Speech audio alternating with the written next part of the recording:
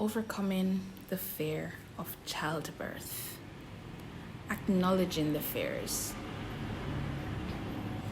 A lot of what I've known or thought I knew about pregnancy and childbirth has been painfully deep-rooted in fear.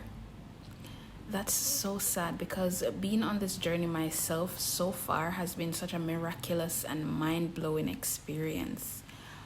Most of the birthing experiences I've heard of have not been particularly memorable.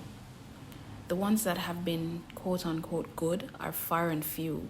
If I could put statistics to it, I'd say 8 out of 10 of the women closest to me have had not so good birthing experiences. The hospitals, nurses, and doctors, at least the majority of them, treat pregnancy and childbirth like a condition, like some kind of disease that a woman is being treated for. It is clear that a majority of the people I grew up socializing with shared this belief. It's very interesting how the fears of others can actually seep into your mind and block you from forming your own informed beliefs about life, especially at a young age.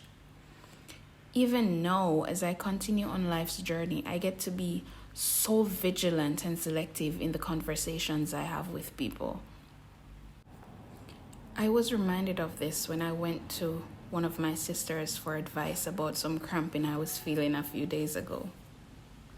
Her immediate reaction was that of worry, saying things like, "Be careful you're not going into labor, Be careful of your peeing because you might pee the baby out in the toilet bowl and it will die." As she sent an unnecessary amount of voice notes to me filled with panic and worry, I found myself absorbing all of that panic and worry. My mind started to rant about how much I'm not ready yet to go into labor, what else I need to get done before the little one gets here, and on and on and on, to the point that I even started crying. Thankfully, I started to talk myself out of that spiral, took many deep breaths, and just mindfully calmed myself down. That same night, after our conversation, I dreamt that I did indeed start to pee baby boy out in the toilet bowl unexpectedly and found myself calling out for my mom for help, even though she passed away in 2018. I believe this experience was to remind me to be more careful with my and baby Prince's energy. It was also a reminder to have a little more trust in what I'm feeling in my own body rather than what someone else is speculating or even fearing. As I recall it now, I laugh at how silly I was. Changing the narrative. During this pregnancy, I did my own research and spoke to more empowered and aware people. In doing so, I was reminded of the absolute beauty and power of natural childbirth. I was reminded that this experience was indeed not a condition to be treated, but rather a beautiful miracle to be celebrated. I saw and read about different kinds of birthing experiences, ones where moms were encouraged to embrace the power of such an experience rather than be filled with unnecessary fears about what their own body was prepared for. Unfortunately, most of the things that come with childbirth now are motivated by making money. I had no idea until during research while pregnant that C-sections in private healthcare oftentimes double the cost of a natural childbirth. This was mind-blowing to me.